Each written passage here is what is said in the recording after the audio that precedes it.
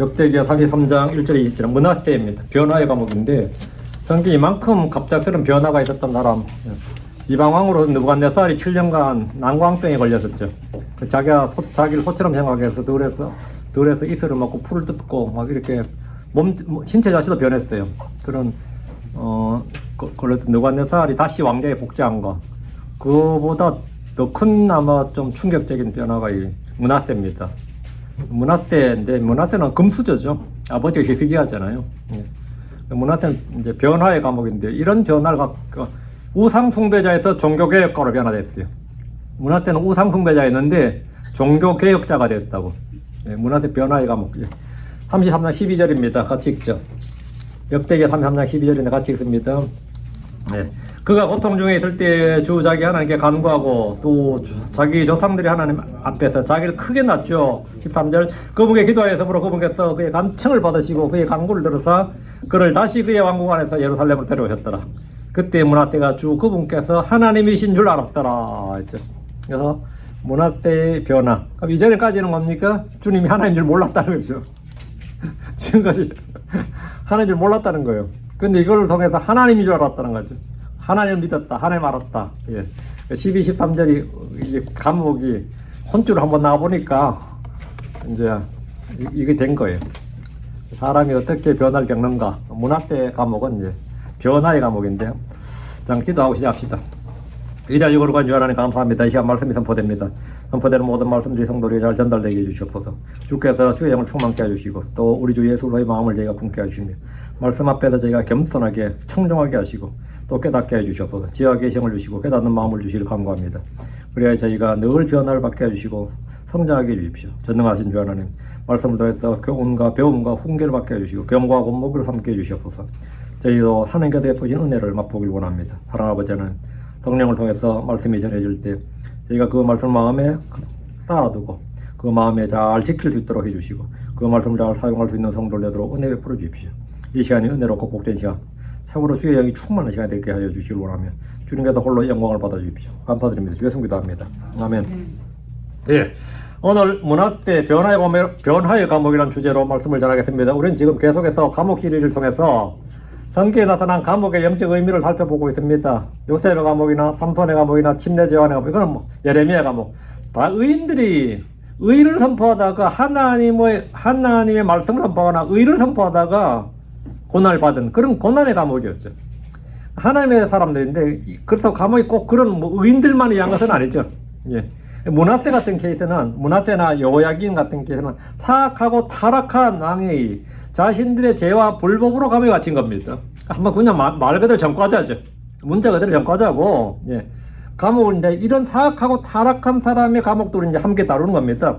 감옥은 사람을 무너뜨린 장소일 수도 있지만 하나님의 손에 들려있을 때 그 사람을 낮추고 새롭게 만드는 변화의 자리가 됩니다. 요셉은 억울하게 감옥에 갇혔으나 하나님은 그 감옥에서 그를 연단하시고 때가 되어 그를 높이시고 이집트의 총리요 통치자요 민족의 구원자가 되게 만드셨습니다. 예레미야는 말씀을 전하다가 감옥에 던져졌으나 그 감옥에서 오히려 하나님의 목적을 이루었습니다. 목적의 감옥이라고 그랬어요. 그리고 오늘 우리가 살펴볼 므낫세에게 감옥은 변화의 감옥이었습니다. 우상 숭배자에서 종교 개혁가로, 무신론자에서 주 하나님을 알게 되는, 그 주님께 구하는 그런 변화의 감옥이었습니다. 오늘 우리는 성경에서 가장 극적인 변화의 이야기의 주인공인 남유다의 왕 므낫세를 다룹니다. 므낫세는 왕좌에서 하나님을 버렸으나 제사들과 포로의 감옥에서 주를 찾았고 은혜로 복권된 우상 숭배자에서 종교 개혁가가 되었습니다. 왕국은 그를 타락시켰고 감옥은 그를 높였습니다. 이 역설이 오늘 우리에게 주시는 하나님의 교훈입니다. 므낫세 이야기가 우리에게 주는 핵심 진리는 이겁니다. 하나님의 징계는 심판이지만 동시에 긍휼의 작업장이다. 하나님의 징계와 심판, 고난은 심판의 모습, 심판의 형태로 오지만 그것은 뭐냐? 긍휼의 작업장이다. 감옥은 끝이 아니라 변화의 자리가 될 수 있습니다. 회개하는 자에게 감옥은 새로운 시작의 장소가 됩니다. 므낫세 이야기는 이 진리를 가장 극적으로 보여주는 한편의 구속 역사입니다. 므낫세는 남유다의 왕으로 성경에서 유다의 14번째 14대 왕입니다. 그의 아버지 히스기야는 유다 역사상 가장 위대한 왕이었고 경건한 왕들 중에 한 사람이었습니다. 히스기야는 성전을 다시 열고 산당을 헐어버리고 우상을 제거하는 대대적인 종교 개혁을 단행한 왕입니다. 히스기야 시대에 유다는 영적으로 부흥했고 하나님의 은혜를 누렸습니다. 히스기야는 주의 집을 보수하였고 유월절을 회복했고 제사장들 갈래 이 사람들을 다시 세운 왕이었습니다. 그의 치리 동안, 그의 치세 동안 유다는 영적으로 가장 밝은 시대 중 하나였습니다. 그는 최강의 군대를 보유한 아시리아 제국의 사네립의 공격으로부터 유다를 구출한 난세의 영웅이자 구국의 영웅이었습니다. 그 히스기야 정도가 어느 정도로 행하시면 하면 조선시대에 하면 이순신 생각하면 되고요. 고려시대 하면 강감찬 생각하면 됩니다. 그 이상이 뭐냐면 그거보다 더한 그 난세의 영웅이 누구냐 히스기야였어요.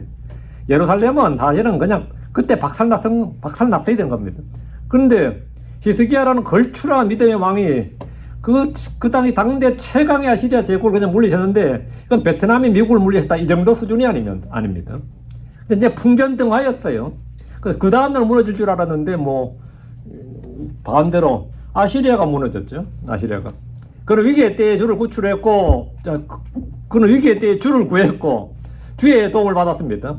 죽을 병에 걸렸을 때 그 죽을 병에 걸려서 이사야가 와서 짐 정리하라 이제 네 죽는다고 했어요. 그런 주의 말씀을 듣고도 그는 뭐 죽게 기도해서 15년의 생명 연장을 받았습니다. 주님께는 불가능했고 어려운 일이 없다 이거죠. 그런 사람이 히스기야예요. 그러나 므낫세는 아버지의 길을 따르지 않았습니다. 역대기야 33장 1절 2절입니다. 33장 1절 2절에 기록되어 있는데 므낫세가 12살이었을 때 그가 통치하기 시작했더라. 므낫세가 12살이었다잖아요. 히스기야가 15년 생명 연장을 받았죠. 생명 연장을 받고서 낳은 애가 무슨 므낫세예요. 응? 만약 그때 죽었으면 므낫세 태어나지 못한 거죠.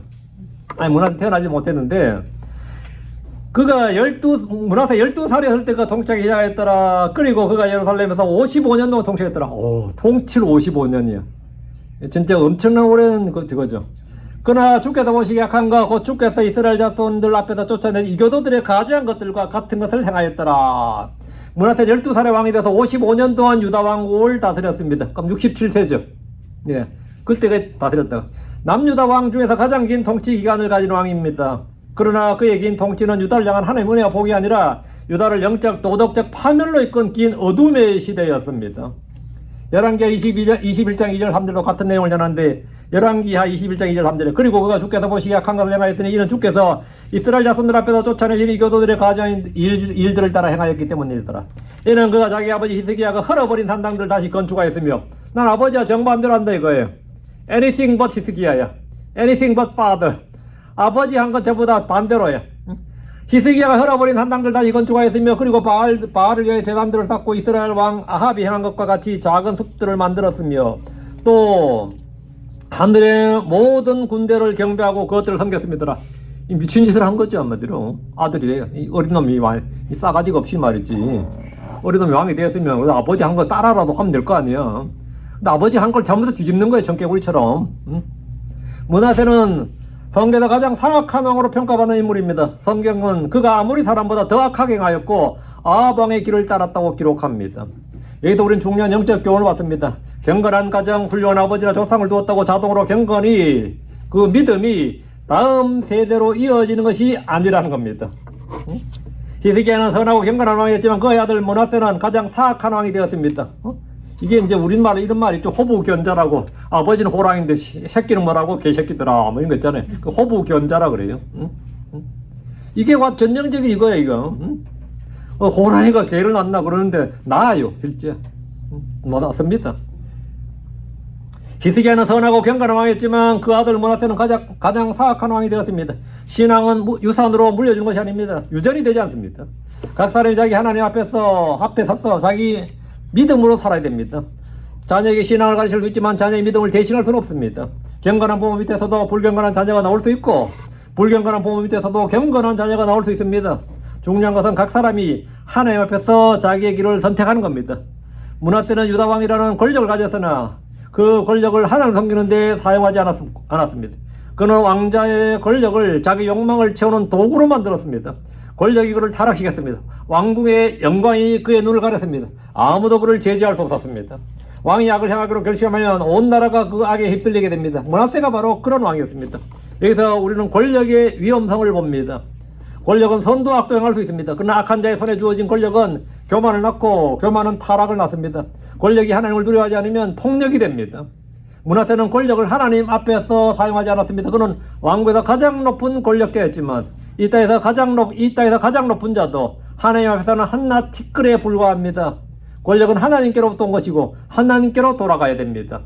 므낫세가 행한 가장 큰 악은 아버지 히스기야가 단행했던 종교개혁을 모두 뒤엎은 겁니다. 역대기 33장 3절. 이는 그가 그의 아버지 히스기야가 헐어버린 한당들을 다시 건축하였고 또 그가 바알들을 위한 제단들을 세웠고 작은 습들을 만들었으며 하늘의 모든 군상들을 경배하고 그것들을 섬겼기 때문이더라. 왜 이런 거예요? 이래? 응? 얘가 왜 이러는 거예요? 정신 나간 거예요? 미친 거예요? 왜 이런 거예요? 응? 히스기야가 헐어버린 산당들을 므낫세가 다시 세웠습니다. 히스기야가 부숴버린 바알들의 제단들을 므낫세가 다시 쌓았습니다. 히스기야가 제거한 작은 숲들을 므낫세가 다시 만들었습니다. 한 사람의 경건한 수고가 또 다른 한 사람의 불경건으로 무너진 겁니다. 이것이 죄의 파괴성입니다. 세우는 것은 수고와 시간이 필요하지만 허무는 것은 순식간입니다. 므낫세의 배교는 단순히 우상을 숭배하는 것에 그치지 않았습니다. 역대기 33장 4절 5절 보시죠.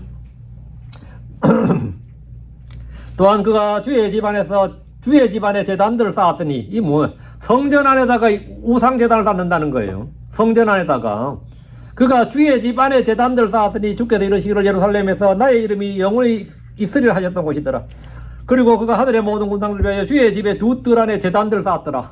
하늘에 분양하려고 1월 성신 성기를 내겠다고 제단 쌓았다는 거예요. 그것도 두 제단을 쌓았다잖아요. 므낫세는 하나님의 집인 주의 성전 안에 이방 신의 제단을 쌓았습니다. 성전 두 뜰에다 1월 성신을 위한 제단을 만들었어요. 1월 성신은 해와 달과 별들입니다. 제단을 만들었어요. 하나님의 거룩한 집을 우상의 처소로 만든 겁니다. 나는 성전 간다는데 성전에 주를 경배하러 성전 가는 게 아니라 뭐하러 가는 거죠? 우상 숭배하러 성전을 가는 거예요. 므낫세는. 왜? 거기다가 제단을 딱 만들어 놓고는 성전 간다 그러면 밖에 사람들 볼 때는 경건한 왕이죠. 가서는 뭐 하는 거죠? 우리나라 사람 튀기면 남의 상가집에 와서 슬픔을 같이 위로해주고 한 줄 알았더니 옆에서 고수도 맞추고 있잖아. 밤새도록. 응? 상가에 가면 술 처먹고 고톱 치는 놈들이 있거든요. 밤새도록 쳐요. 응? 그거는 상가에 해주러 온 게 아니에요. 지 놀러 온 거예요. 자기들 놀러 온 거예요. 다 끌어모아가지고는. 므낫세 왕은 성전 가서 뭐 하고 있느냐? 우상 숭배하고 있는 겁니다. 이것은 단순한 죄가 아니고 주를 대적하고 하나님이 세우신 예배 질서를 뒤집는 반역입니다. 성전은 하나님이 자기 이름을 두신 곳입니다. 그곳에 우상을 드린 것은 하나님을 영접하지 않겠다는 선언입니다. 므낫세는 왕의 권력으로 하나님을 성전에서 내쫓고 우상을 그 자리에 대신 세운 겁니다. 죄는 단순히 개인의 취향이나 선택이 아닙니다. 죄는 하나님이 세우신 질서를 뒤집는 반역입니다. 므낫세가 우상을 세우자 섬기자 백성들도 따라서 우상을 섬기게 되었습니다. 열왕기하 21장 9절에 보면 그러나 그들이 귀를 기울이지 아니하였더라. 그리고 므낫세가 그들을 깨어 주께서 이스라엘 자손들 앞에서 멸하신 민족들보다 더 악한 것을 행하게 하였더라. 왕이 솔선수범이다. 왕인 나도 하는데 백성들이 하라 이거예요. 백성들을 깨웠다잖아요. 므낫세가 그들을 깨어 주께서 이스라엘 자손들 앞에서 멸하신 민족들보다 더 악한 것을 행하게 하였더라. 왕의 악이 백성의 악을 낳는 겁니다. 지도자의 타락이 온 나라의 타락을 이끌었습니다. 우리의 삶에서 이 일이 일어날 수 있습니다. 우리 몸속에 있는 마음의 성전에 주님이 아닌 다른 것을 앉히는 것, 그것이 배교입니다. 우리의 마음은 하나님이 거하시는 성전입니다. 그곳에 세상의 우상들을 드리는 것, 재물과 명예를, 사람의 인정을 그 자리에 앉히는 것, 그것이 배교고 타락이고 우상숭배입니다. 그것이 바로 므낫세가 한 일입니다. 여러분의 몸은 주의 성전입니다. 그것으로 여러분이 뭘 합니까? 그 속에 뭘 갖다 놓느냐고, 뭘 섬기냐고. 여러분의 마음이 돈을 사랑하면, 그건 뭐예요? 여러분의 마음이 탐욕을 사랑하면, 그게 바로 우상숭배예요. 므낫세의 죄악은 4가지 영역에서 파괴를 일으켰습니다. 첫째는 예배의 타락입니다. 역대기 33장 3절에 기록된 대로 므낫세는 바알을 위하여 예단을 세우고, 작은 숲을 심고, 거기에 아세라 목상을 만들고, 작은 숲이 뭐냐면 아세라 목상을 심는 거예요. 하늘의 온 군대에게 경배했습니다. 바알은 가나안의 풍요의 신이었고 작은 숲에서는 아세라는 바알의 배우자 신입니다. 여신이죠. 하늘의 군대는 해와 달과 별들을 숭배하는 것이었습니다. 므낫세는 하나님 외에 모든 걸 다 숭배했습니다. 예배의 대상이 완전히 바뀐 겁니다. 하나님의 예배의 대상이 아니라 수많은 신들 중에 하나로 격화되었습니다. 예배가 다원화된 겁니다. 유대 사회에서 북왕국 이스라엘 일찍이 그렇게 됐는데 남왕국 유다에서 이렇게 됐단 말이에요. 히스기야 때 완전히 종교개혁을 해서 딱 하나님 중심으로 만들어 놨더니만 아들이 박살을 내버린 겁니다. 둘째, 가정의 타락입니다. 역대기 33장 6절에 보면 또한 그가 자기 자녀들을 신놈의 아들의 골짜기에서 불 가운데로 지나가게 하였고, 자식들을 왜 이렇게 하는 거야? 자식들을 인신공양이잖아요. 므낫세는 자기 아들들을 불 가운데로 지나가게 했습니다. 이것은 몰록 숭배와 관련된 인신공양이었습니다. 흰놈의 아들 골짜기에서 자기 자식을 불로 제물로 바친 겁니다. 부모가 자식을 신에게 바치는 것보다 더 큰 가정 파괴는 없습니다. 죄가 극에 달하면 가장 귀한 것을 파괴합니다. 자식을 향한 사랑이 신에 대한 두려움으로 변질되었고 그 두려움이 자식을 불에 던지게 만들었습니다. 복받겠다고.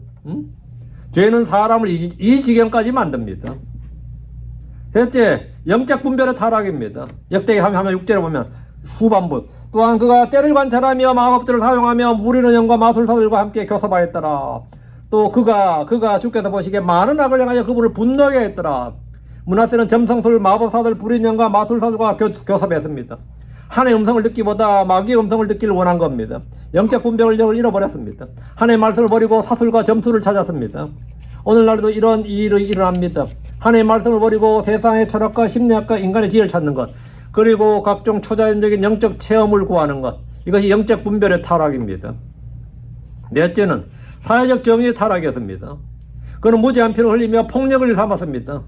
이 우상 숭배자의 특징이 뭐냐면 폭력의 성행입니다. 음행과 폭력이에요. 음행과 폭력.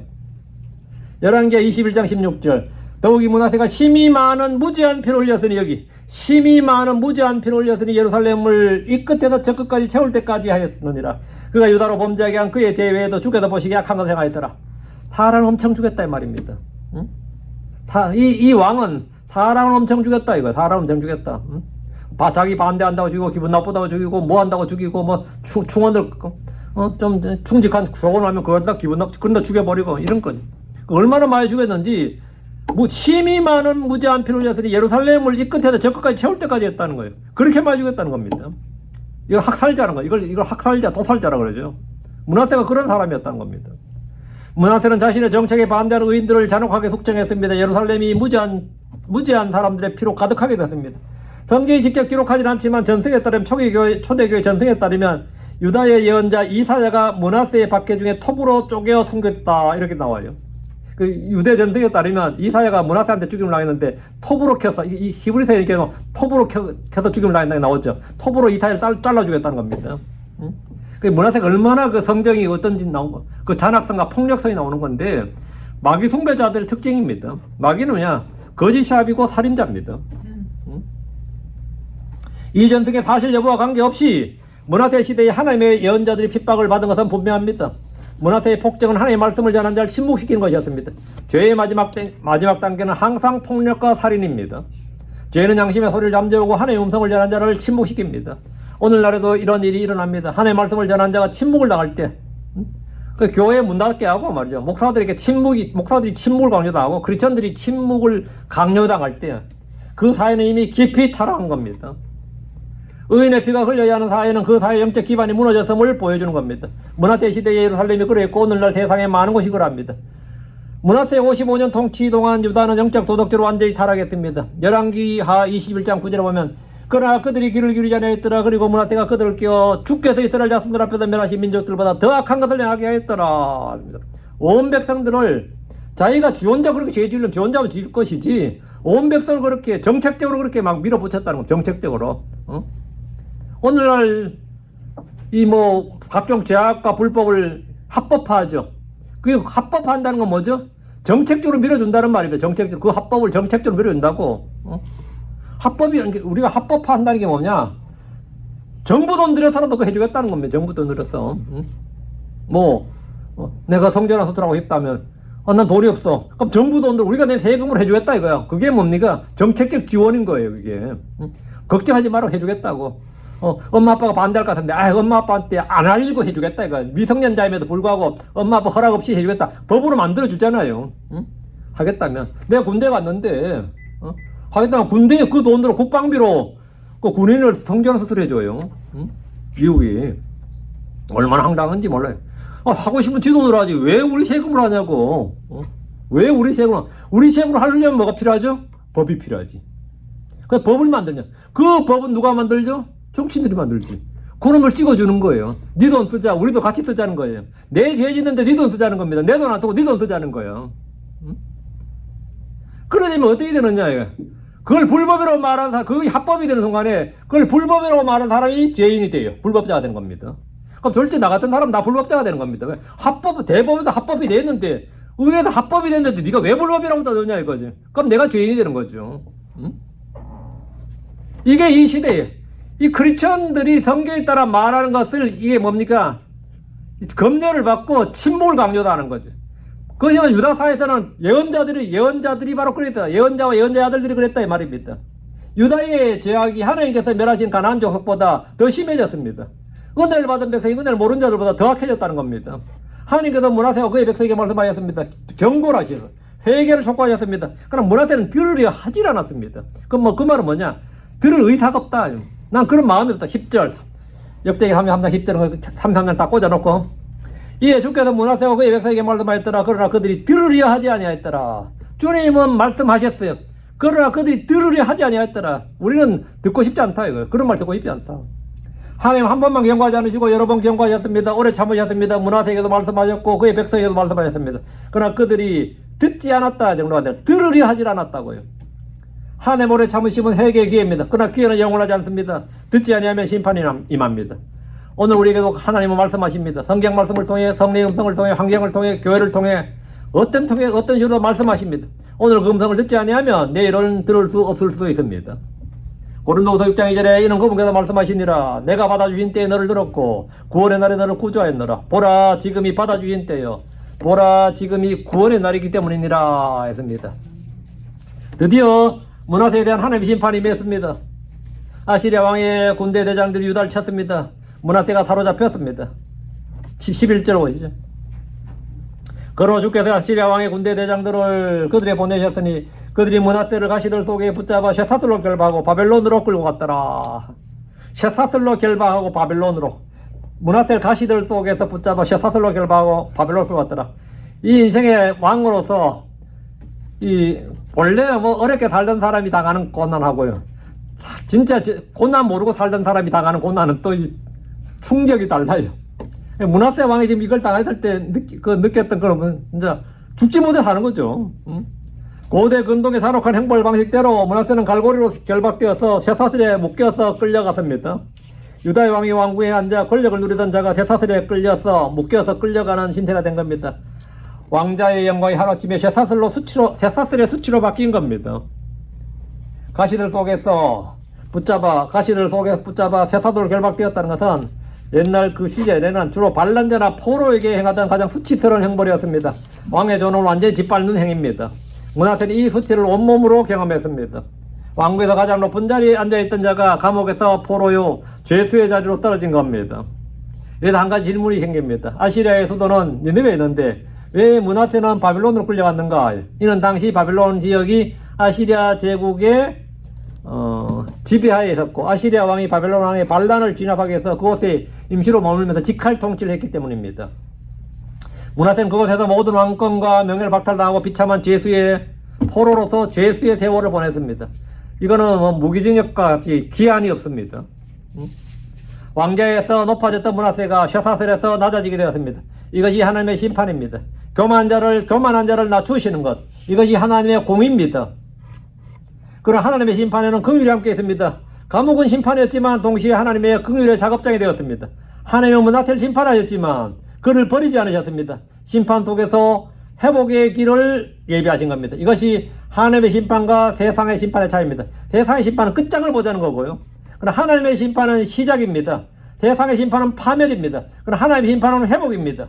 세상의 감옥은 사람을 부수지만 하나님의 감옥은 사람을 낮추어서 그를 새롭게 일으켜 세웁니다. 이것이 변화의 감옥입니다.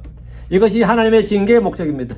여러분에게 정말 이럴 수가 있을까? 이런 모욕과 수치와 진짜 비참함이 있을까? 이게 내가 사는 게 사는가 싶을 만큼 어떤 거리를 당한다 치더라도 그것이 끝이 아닙니다. 징계는 파멸이 아니라 회복입니다. 징계는 버리심이 아니라 사랑입니다. 징계는 끝이 아니라 새로운 시작입니다.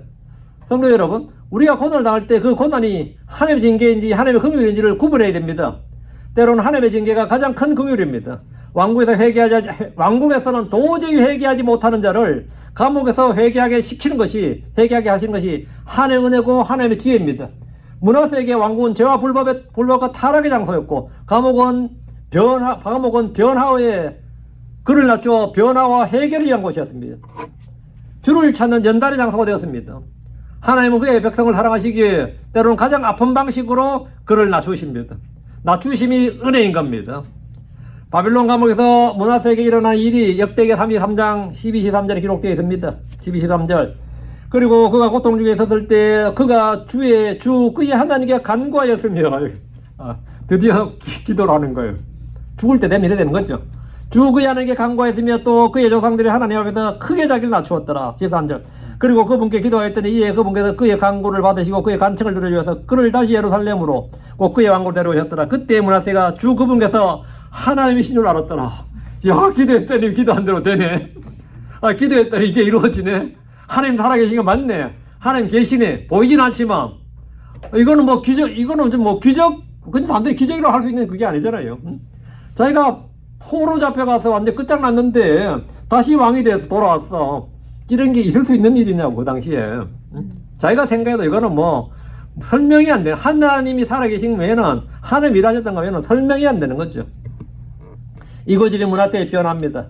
감옥에서 그의 마음의 변화가 시작되었습니다. 므낫세의 회개를 주목하십니다. 첫째, 그는 고난 중에 주를 찾았습니다. 그렇죠?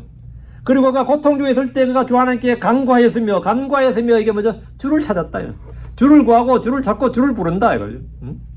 막 집이 파산 나고 막 박살 나고 신용불량자 되고 막 그래 마누라를 이혼하자 그러고 막 자식들은 날 무시하고 어떻게 되겠죠? 주를 찾게 돼요. 당연히. 그래서 주여 이럴 수가 있나이까 하면서도 예.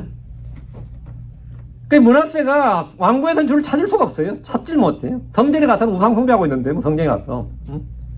고난 중에 있을 때, 고통 중에 있을 때 그가 주 그의 하나님께 간구했다잖아요. 그는 유다의 왕궁에서는 하나님을 전혀 찾지 않았습니다. 주의 성전이 곁에 있어도 그곳에 가지 않고 그곳에 우상을 또 세워놓고 가서는 우상 숭배를 했습니다. 그에게 권력이 있을 때 그는 하나님이 필요 없었습니다. 영광이 있을 때에는 하나님을 잊었습니다.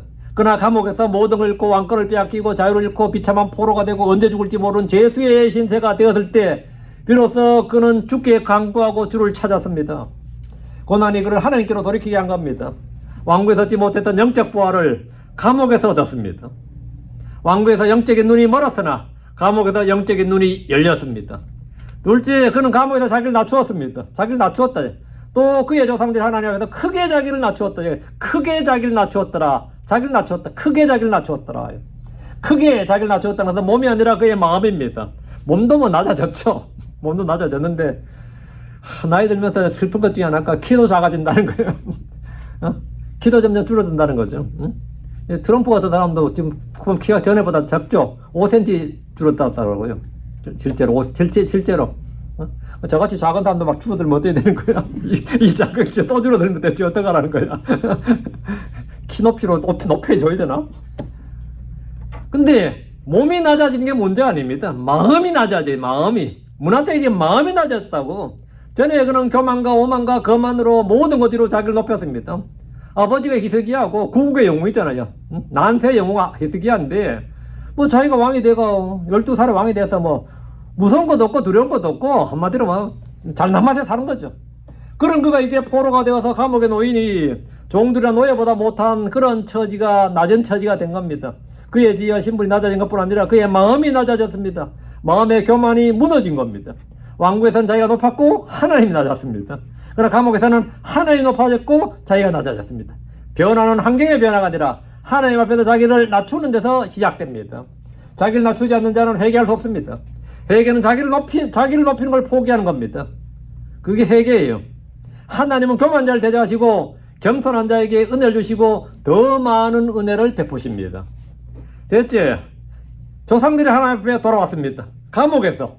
왕궁에서 아닙니다. 성전에서 아니에요. 회당에서 아닙니다. 감옥에서. 조상들이 하나님 앞에 돌아왔다. 12절 보시죠. 또 그의 조상들이 하나님 앞에서 므낫세는 자기 조상들이 하나님, 아브라함의 하나님, 이삭의 하나님, 야곱의 하나님, 다윗의 하나님, 히스기야의 하나님 앞에 돌아왔습니다. 그는 우상을 버리고 조상들이 하나님께로 돌아온 겁니다. 회개는 돌아오는 거예요. 방향전환입니다. 그게 회개입니다. 위로 가던 것을 낮추는 것, 우상에로 가던 것을 하나님께로 가는 것, 이게 인생의 터닝 포인트라 하죠. 방향전환. 우상을 향해 가던 길에서 돌이켜 하나님을 향해 돌아오는 것. 므낫세가 이걸 했다고. 감옥에서. 넷째, 그는 하나님께 간구했습니다. 기도했습니다. 33장 13절. 그리고 그분께 기도하였더니 간구하고 기도했다 이거. 므낫세는 일국의 왕이었습니다. 왕은 권위를 가진 자고 명령하는 자입니다. 그러나 감옥에서 그는 기도하는 자가 되었습니다. 명령하는 자가 이제는 간절히 구하는 자가 된 겁니다. 전에는 명령하고 지시하는 자였죠. 이제는 뭡니까? 간절히 구하는 자가 된 겁니다. 왕이 하나님 앞에서 기도하는 사람이 된 겁니다. 기도의 사람이 됐다고. 얼떨결에. 자기도 너무 무서워 두려우니까 기도하는 사람 된 거예요. 회개는 죄를 시인하고 자기를 낮추고 마음을 돌이켜 주를 찾고 구하는 기도에서 시작됩니다. 하나님 그의 기도를 들으시고 그를 회복해 주셨습니다. 얼마나 마음을 낮추고 간절히 기도했으면 주님이 그걸 다 들어주셨겠어요. 아이고 자식아 소용없다. 이제 늦었다. 주님 그렇게 말씀만 하시고 It's too late. 맞아요. 므낫세는 하나님 영원히 모르는 거죠.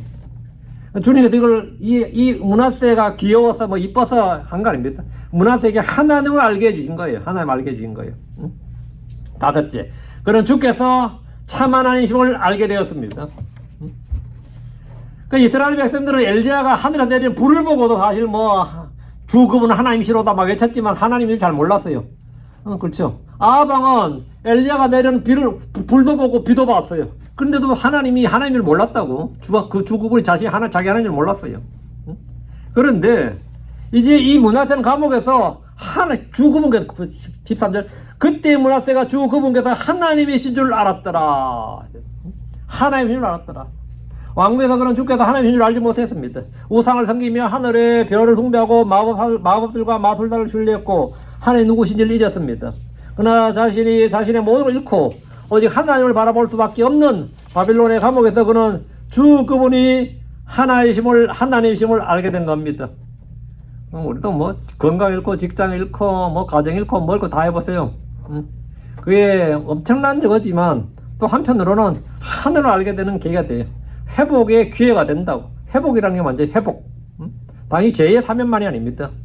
므낫세에게 주님께서는 다시 왕자를 주셨잖아요. 참된 지식은 고난의 감옥에서 얻어지는 경우가 많습니다. 세상의 모든 걸 잃고 자신의 소유라 여겼던 모든 걸 잃을 때 하나님이 가장 선명하게 보입니다.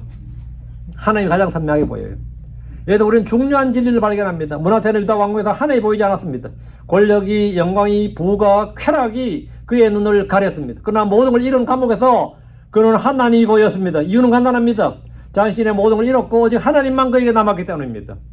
자신의 소유를 다 잃고 나니까 남은 게 뭐죠? 하나님만 홀로 남아서 다 떠났어. 모든 게 다 사람도 떠나고 뭐 충신이든 간신이든 신하들 다 떠나고 가족 다 떠나고 하여튼 재산과 부와 명예 뭐 다 떠나고 지위와 신분 다 떠나고 남은 게 뭐만 남죠?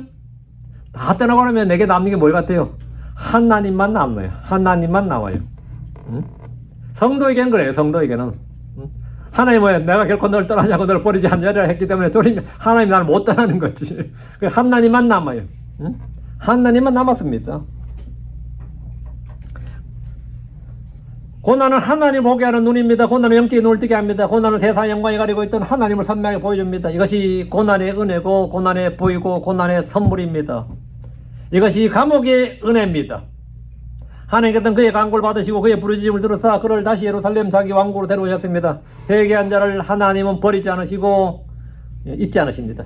낮아진 자를 높이시는 분은 하나님입니다. 높은 자, 거만한 자, 높은 자를 끌어내리시는 분도 하나님이고 낮은 자를 끌어올리시는 분도 하나님입니다. 감옥에서 주를 찾은 자를 하나님 다시 그의 왕국으로 데려오셨습니다. 이것이 하나님의 회복하시는 은혜입니다. 이것이 하나님의 긍휼입니다. 심판 속에 은혜가 있고 징계 속에 회복이 있습니다. 여러분 지금 어디에 있습니까? 왕궁에 있습니까? 아니면 감옥에 있습니까? 집불도 없는데 마감이 왕궁이다 이러면 이거 골치 아프지 그것도. 여러분 어디에 있어요? 왕궁에 있을 때 주를 잊지 마십시오. 왕궁에서 주를 잊으면 하나님은 여러분을 감옥으로 보내실 겁니다. 그러나 감옥에 있다면 거기서 주를 찾으십시오. 감옥은 끝이 아닙니다. 여러분을 다시 왕궁으로 보낼 겁니다. 감옥은 변화의 자리입니다. 고난 중에 주를 찾으십시오. 주님께서 고난 중에 뭐라 했어요? 나를 부르라. 너희는 고난 중에 나를 부르라. 부르라고요. 자기를 낮추십시오. 조상들이 하나님에 돌아오십시오. 기도하십시오. 주 그분이 하나님이심을 아십시오. 우리는 종종 고난을 하나님의 버리심으로 해석합니다. 그렇게 생각할 때가 있습니다. 그러나 므낫세 이야기는 그렇게 말하지 않습니다. 므낫세의 감옥은 하나님의 버리심이 아니라 하나님의 붙잡으심이었습니다. 하나님 문화세를 버리셨다면 그를 그대로 두셨을 겁니다. 왕국에서 타락한 채로 죄 가운데서 회개하지 못한 채로 두셨다가 적들의 칼에 죽임을 당하도록 두셨을 겁니다. 그러나 하나님은 그를 왕궁에서 끌어내려 포로로 잡히게 하시고 멀리 바벨론의 감옥으로 보내셨습니다. 이것은 그를 버리신 것이 아니라 붙잡아 주신 겁니다. 하나님이 사랑하신 자를 징계하시고 받아들인 아들마다 채찍질하신다고 말씀하셨습니다. 문화세에 대한 하나님의 징계는 하나님이 여전히 그를 사랑하셨다는 증거입니다. 사랑의 증거였고 은혜의 시작입니다. 하나님이 포기하신 자는 징계하지 않습니다. 사랑이 없으면 징계도 없습니다. 하나님이 그를 포기하지 않으셨기에 문하세를 감옥으로 보내셨고, 감옥은 끝이 아니라 하나님의 새로운 시작이었습니다. 하나님께서 문하세를 다시 예루살렘으로 데려오셨을 때 문하세는 이전의 왕이 아니었습니다. 어떤 왕이었죠? 백성들이 또 왔다, 작년에 갔던 각설이가 아니라 몇 년 전에 갔던 각설이가 또 왔다 이거야. 응? 저런 인간, 저런 사악한 왕이 그것도 죽어버려야지 왜 왔냐 이거야. 그런데 문하세가 다시 왔을 때 그 문하세는 이전의 왕이 아니었습니다. 변화받은 왕이었습니다. 그는 새 사람이었어요. 우상숭배자에서 종교개혁자로 돌변해서 왔습니다. 이게 변화입니다. 33장 14절 보시죠. 이제 이 일 후에 그가 다윗의 성의 바깥에 성벽을 쌓았으니 기온의 서쪽 곧 골짜기에서 시작하여 물고기 문, 어물이죠. 물고기 문 입구에 이르기까지 하였고, 또 오배를 둘러 높이 쌓아 매우 크게 높였으며, 이건 자주 국방을 했다는 말이에요. 국방을 강화했다 이거예요. 유다의 모든 성벽을 두른 도시들의 전쟁의 대장들을 두었더라. 군대를 정비했다는 거죠. 문하세는 예루살렘으로 돌아온 후에 성벽을 보수하고 국방을 강화했습니다. 왕으로서의 책임을 다한 겁니다. 이제 정신 차린 거죠. 그러나 그의 가장 중요한 계획은 이 국방 계획이 아니었습니다. 영적인 계획, 영적 변화였습니다. 15, 16절 보시죠. 15절. 그리고 그가 주의 집에서 이방신들과 우상들을 제거하였으며, 주의 집에서 이방신들과 우상을 제거했다. 이거 누가 만든 건데요? 누가 된 거야? 쥐가 한 거야. 전에 쥐가 한 거 이거. 또 주의 집에 상가 예루살렘에 해온 모든 재단들을 도시 밖으로 던져버렸더라. 이거 누가 한 거예요? 그것도 쥐가 한 거예요. 히드기야 띠가 없었어요. 쥐가 만든 거야 이거. 근데 쥐가 와서 쥐가 한 걸 전부 다 이제 때려 부수는 거죠. 16절. 그리고 그가 주의 재단을 수리하고 그 위에 화평물과 감사한 물 들였으며 유다에게 명령하여 이스라엘의 주 하나님을 섬기게 하였더라. 지난번에 뭐였죠? 백성을 끼워서 죄를 짓게 했죠. 근데 이번은 유다에게 명령하여 이스라엘의 주 하나님을 섬기게 하였더라. 내가 왕이라 국교로 다시 이제 우리 유다는 유대교로 이렇게 하나님을 섬기는 유대교로 돌아간다. 이렇게 종교개혁자가 된 거예요. 그러니까 백성들 사람들이 저는 미쳤나 놀았나 죽을 때 됐나 이런 생각할 겁니다 아마. 이만큼 변화를 받았어요. 응? 야 바벨론 갔다 오더니 아주 돌았네 막 이럴 수도 있고요. 응? 이제 정신 차리셨네 여기 하나님 위대하시다 이럴 수도 있고, 사람들은 반응은 제마다인데 문하세는 예루살렘으로 돌아온 후에 세 가지를 했습니다. 첫째, 이방신들과 우상들을 제거했습니다. 그가 세웠던 것을 그가 헐어버린 겁니다. 자기가 지은 죄를 자기가 청산한 겁니다. 참회개는 과거의 죄를 버리는 것, 이렇게 청산하는 겁니다. 여러분도 전에 내가 술을 마셨다면 끊어야죠. 담배를 피웠다면 안 해야죠. 도박을 했다면 안 해야 됩니다. 도둑질 하더니 안 해야 되고, 거짓말 했다면 안 해야 되고, 맨날 클럽 가고 하고 했다면 그거 안 해야 됩니다. 그 자기가 했다면 자기가 헐어버려야 돼요. 이거 참회개는 과거의 자신의 행위들, 불법들, 잘못을 청산하는 겁니다. 회개는 마음에서 시작되지만 행동으로 나타납니다. 우상을 제거하는 것, 이방 신상을 끌어내는 것이 회개의 열매입니다. 둘째, 주의 재단을 수리했습니다. 그런 우상들을 제거하는 것으로 끝나지 않고 주의 재단을 회복하고 그 위에 화평한 물과 감사한 물을 드렸습니다. 회개는 부정적인 것에서 그치지 않습니다. 죄를 버리는 것에서 끝나지 않습니다. 하나님을 회복하는 겁니다. 예배를 회복하는 겁니다. 재단을 수리하는 겁니다. 참 회개는 무엇을 버릴 것인가에서 끝나지 않고 무엇을 회복할 것인가 이렇게 나아갑니다. 전에 교회를 안 나왔으면 지금부터 나와야지 그게 정상이지. 이번 한국 같더니만 저는 목사님 설교 맨날 이 유튜브로만 주로 들어가지고 그러더라고요. 우리 교회 사람들 대부분 유튜브로 들어요 그랬어요. 우리 교회 사람들도 일요일 한 번만이지 나머지는 다 유튜브로 들어요. 미국 온다고 유튜브 달라질 것도 없다고. 한국에서나 미국에서나 유튜브로 되는 거 다 비슷하다고. 그래도 제 시간에 들으면 정상이고. 하나를 회복하는 거예요. 뭘 회복할 것인가. 문하세는 우상을 버렸을 뿐 아니라 주의 재단을 회복했습니다. 이것이 참 회개의 양면입니다. 죄를 버리는 부정적인 면과 하나를 회복하는 긍정적인 면이 함께 있어야 됩니다. 죄만 버리고 주를 섬기지 않으면 그 마음은 빈집이 되어 더 나쁜 것으로, 더 악한 것으로 채워질 수 있습니다. 주님께서 말씀하신 대로 더러운 마귀가 우리 속에 속이 비어있으면, 집이 비어있으면 더 악한 7마귀를 데리고 와서 마지막에 처음보다 더 나빠졌다고 했습니다. 그리고 회개는 죄를 버린 것으로 끝나지 않고 주의 재단을 채우는 것으로, 우리는 뭔가를 비웠으면 뭔가를 채워야 됩니다. 뭘로 채워야 됩니까? 주의 말씀으로, 주의 영으로, 주의 은혜로, 하여튼 뭘 주님으로 채워야 된다. 주님이 내 마음을 가득 채워야 됩니다. 셋째, 므낫세는 유다에게 명령하여 이스라엘의 하나님 주를 섬기라고 했습니다. 그가 유다에게 명령하여 이스라엘의 주 하나님을 섬기게 하였더라. 개인의 회개에서 그치지 않고 백성에게 회개를 촉구한 겁니다. 자신의 변화를 자신이 혼자만 한 게 아니라 이에는 터뜨린 거죠. 왕이 회개하니 백성에게도 회개를 명한 겁니다. 참된 변화는 혼자 머물지 않습니다. 변화받은 자는 다른 사람을 변화시키려 합니다. 회개한 자는 다른 사람에게도 회개를 권합니다. 그러나 우리는 역대기야 33장 17절의 기록을 통해서 엄중한 현실을 보는 17절 보시죠. 17절. 그럼에도 불구하고 백성은 산당들에서 계속해서 희생물 드렸으나 오직 그들이 하나님 주께만 드렸더라. 그런데 백성들이 계속 산당에서 희생물 드렸는데 오직 그들 엄청난 변화는 뭐냐? 그들이 하나님 주께 드렸다는 거예요. 백성은 주께 희생물 드렸으나 여전히 산당들에서 희생물 드렸습니다. 왕의 계획이 개인적으로 진실했으나 백성의 마음까지 완전히 변화시키지는 못한 겁니다. 계획은 왕의 명령으로 시작되었지만 백성의 순종으로 완성되어야 됩니다. 그러나 백성의 마음은 왕의 명령으로만 쉽게 바뀌지 않습니다. 진정한 회개는 마음의 변화에서 비롯되고 마음의 변화는 하나님의 은혜로만 가능합니다. 왕의 회개가 백성의 회개로 온전히 이어지지 못한 겁니다. 이것은 계획의 한계입니다. 한 사람의 변화가 온 공동체의 변화를 이끌 수 있지만 완전하지는 않습니다. 백성의 마음까지 바꾸는 것은 오직 성령의 역사로만 가능합니다. 왕은 법을 바꿀 수 있고 제단을 수축할 수 있고 우상을 제거할 수 있지만 백성의 마음을 바꿀 수는 없습니다. 마음의 변화는 하나님의 은혜로 이루어집니다. 얘도 우리는 교훈을 좀 받아야 돼요. 므낫세는 개인적으로 회복되었으나 그의 죄가 나라에 남긴 상처는 컸습니다. 자기가 회개됐고 자기가 다시 왕이 되었다고 다 끝난 게 아니었단 말이죠. 열왕기야 23장 26절에 그러나 불구하고 주께서 유다를 대적하여 타오르는 그분의 크신 진노에 맹렬하며 돌이키지 아니하였으니 이는 므낫세가 그분을 자극한 모든 자극들 때문이었더라 했습니다. 므낫세 회개가 진실하였음에도 그의 죄가 그 민족 그 나라에 끼친 영향은 돌이킬 수가 없었습니다. 이것도 우리에게 엄중한 경고입니다. 회개는 용서를 받았지만 죄의 결과를 모두 없애지는 못했습니다. 늦은 회개도 은혜지만 죄의 상처는 남습니다. 그럼 우리는 회개할 수 있을 때 회개해야 됩니다. 죄가 더 커지기 전에 돌이켜야 됩니다. 감옥에 들어가기 전에 왕궁에서 회개하면 제일 좋습니다. 어쨌든 간에 므낫세 이야기가 우리에게 주는 가장 큰 소망은 이겁니다. 하나님은 사악한 사람도 변화시킬 수 있다. 하나님은 사악한 사람도 변화시킬 수 있다. 가장 사악한 왕으로 평가받는 므낫세도 감옥에서 회개하고 은혜를 입고 복권되어 종교개혁자가 되었다 이 말입니다. 신약에서 이 대표적인 사람이 누굽니까? 사울이 바울인 거죠. 사울과 바울은 같은 이름입니다. 발음이 히브리식으로 사울이고 헬라식으로 바울이에요.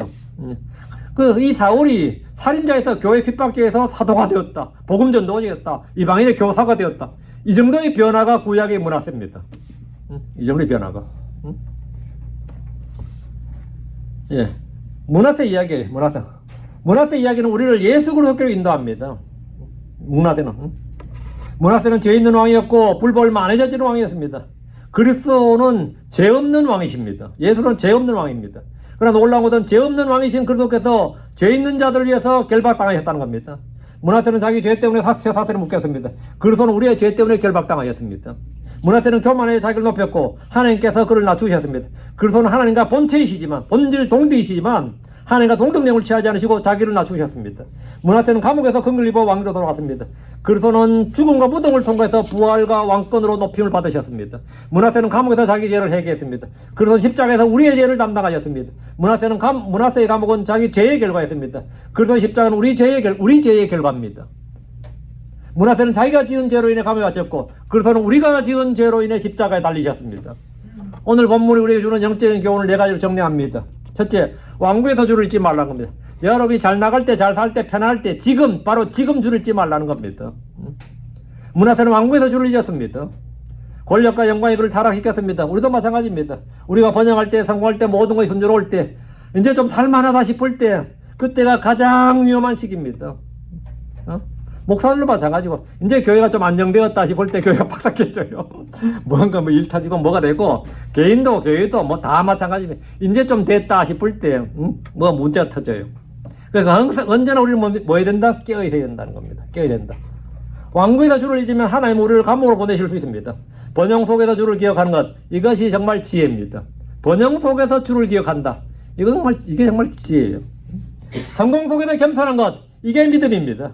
다윗은 평안할 때 죄를 지었습니다. 전쟁이 끝나고 왕궁에서 안식할 때 바세바를 취한 겁니다. 번영의 시간이 가장 위험한 시간입니다. 안일함이 영적 눈을 가립니다. 평안이 교만났습니다. 그러므로 번영할수록 주를 기억해야 됩니다. 성공할수록 겸손해야 됩니다. 왕궁에 있을 때 왕궁 요리를 타락시키지 못하게 해야 됩니다. 둘째, 감옥에 들어갔다면 그럼 어떻게 일이 터져서 감옥에 들어갔다. 그럼 어떻게 되겠어요? 불평불만 품고 뭐 내게 왜 이런 일이 발생합니까? 이럴 게 아니다 말이죠. 거기서 자기를 낮추고 주를 찾으라는 겁니다.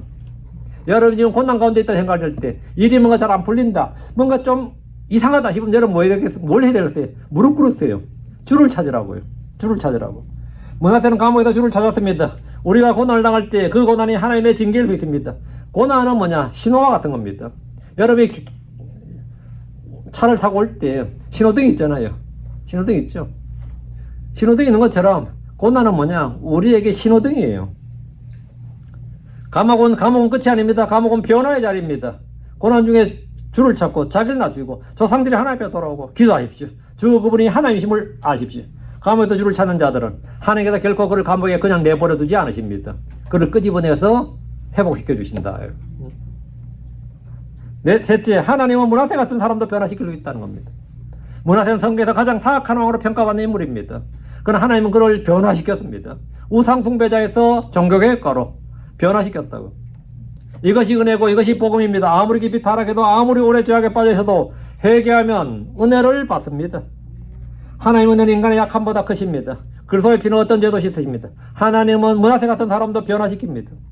오늘날에도 하나님은 가장 사악한 자를 변화시킬 수 있습니다. 사울은 그리스도인들 크리스천들을 핍박하던 교회의 핍박자요 살인자였으나 다메섹 도상에서 부활하신 주님을 만난 후에 위대한 사도가 되었습니다.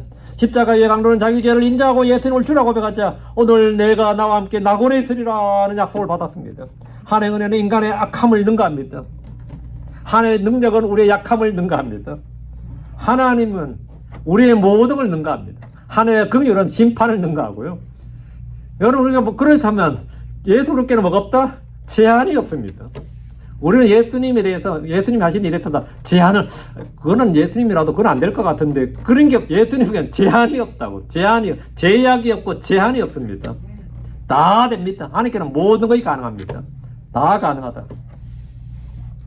과거 아무리 어두워도 회개하면 은혜를 얻습니다. 이것이 복음의 능력입니다. 이것이 변화의 감옥이 주는 소망입니다. 넷째, 죄의 결과를 가볍게 여기지 말라는 겁니다. 므낫세는 회개했고 은혜를 입었고 복권되었습니다. 다시 왕좌에 앉았어요. 그러나 그의 죄가 나라에 남긴 상처는 컸습니다. 회개는 용서를 받지만 죄의 결과를 모두 없애지는 않습니다. 그럼 우리는 회개할 수 있을 때 회개해야 됩니다. 죄가 더 커지기 전에 돌이켜야 됩니다. 감옥에 들어가기 전에 왕궁에서 회개해야 됩니다. 은혜가 크다는 것이 죄를 가볍게 여겨도 된다는 뜻이 아닙니다. 은혜가 크기에 우리는 더 이상 죄 속에 거해서는 안 됩니다. 므낫세 이야기는 변화의 이야기입니다. 그 변화의 주체는 누굽니까? 므낫세가 아니고 하나님입니다. 우리의 변화의 주인공 누구냐? 누구죠? 주 예수님입니다. 주님은 변화의 이집트의 강물을 피로 바꾸신 거죠. 가나안 인자한테서 물을 포도주로 바꾸신 것처럼 주님은 죄인을 뭡니까? 의인으로 바꾸시는 이건 뭐 변화의 능력자 누구라? 예수로다. 예수가 전부예요. 예수가. 왕국에서 타락한 왕이 감옥에서 변화를 받는 종교개혁자 되는데 이게 그 가당키나 소린가 이거. 하나님께는 가능한 일입니다. 하나님께는 가능한 일이라. 저 인간은 저 인간이 변화된다면 내가 성을 간다. 성 안 가도 돼요. 하나님은 가능해요. 하나님은 가능. 저런 인간이 저런 썩을 인간이 저런 거 됩니다. 하나님께 기도하세요. 됩니다. 예. 왕자의 교만이 쇠사슬의 겸손으로 바뀌었습니다. 우상숭배자의 손이 우상을 허무는 손으로 변했습니다. 감옥은 끝이 아니었습니다. 감옥은 변화의 자리였습니다. 우리는 평안할 때, 성공할 때, 잘 나갈 때 줄을 잊지 말아야 됩니다. 번영 속에서 겸손해야 됩니다. 성공 속에서 하나님을 기억해야 됩니다. 그러나 만약 우리가 이미 감옥에 들어왔다면 우리가 낮춰졌고 고난 속에 있고 시험 속에 있고 지금 내가 너무 힘든 상황에 들어왔어. 그럼 어떻게 될 것 같습니까? 감당해야 됩니다. 겸손하게 인정하고 감당해야 돼요. 그리고 거기서 뭐 해야 된다고? 자기를 낮추고 주를 찾아야 됩니다. 그럼 다 해결돼요. 그럼 다 해결돼요. 뭐 이 나이에 뭐 이런 생각하지 마시고 이 나이고 저 나이고 다 해결돼요. 고난 중에 간구하고 자기를 낮추고 조상들이 하나님 앞에 돌아오고 기도해야 됩니다. 우리는 성경의 하나님, 우리 주 예수 그리스도께 간구하면 됩니다. 주 그분이 하나님이심을 주 예수를 속하면 하나님이심, 참 하나님이심을 알아야 됩니다. 그걸 믿으면 그것이 구원이에요. 예, 그게 구원입니다. 이 시간 이 자리에서 아직 주 예수님께서 나의 주 나의 하나님이심을 모르는 분이 있다, 아니면 잘 모르겠다, 그런 분이 있으세요. 그런 분은 이 자리에 앉아 있으면 안 돼. 시간 낭비. 근데 이 자리에 앉아 있는 이유는 뭐냐? 이 시간이 바로 그런 회개 시간이 되고 그 믿는 시간이 돼야 해요. 그게 의미가 있죠. 기도합시다. 이제 유골 건조하는 감사합니다. 하나님께서 주신 말씀을 선포했습니다. 선포된 모든 말씀들이 성도들에게 잘 전달되게 해주시옵소서. 아버지 하나님 말씀을 잘 받아들여 주시고 말씀의 은혜를 누리도록 해주십시오. 아버지 하나님 주의 첫날 참 이렇게 교회에 나오는데 아버지 제발 말씀을 받고 돌아가야 됩니다. 아버지 하나님 받은 말씀을 마음에 간직할 수 있도록 주님께서 은혜와 복을 많이 내려주십시오. 빛을 주시옵소서. 또 아버지 땅에 비를 내리신 같이 저희 마음에 성령의 단비를 생수를 공급해 주시옵소서. 그래야 말씀의 씨앗이 뿌려진 대로 열매를 맺도록 하시기를 원합니다. 전능하신 주 하나님 또 저에게 은혜와 강구형을 부어주셔서 저희가 서로를 위해서 간절히 기도할 수 있도록 해주십시오. 감옥에 있다 할지라도 저희는 쉬지 말고 기도하는 종들이 되기를 원합니다. 모든 일에 기도와 간구로 감사함으로 하나님께 알려지게 하라고 하셨는데 저희가 정말 이 모든 일에 아버지 저희가 깨어있고 기도에 깨어있는 그런 종들이 되도록 도와주시옵소서. 말씀이 저희를 주관할 수 있도록 복을 주시고 저희 생각이 주의 생각으로 우리 주 예수로의 마음으로 가득 차게 해주십시오. 감사드립니다. 주의 성기도합니다. 아멘. 아멘.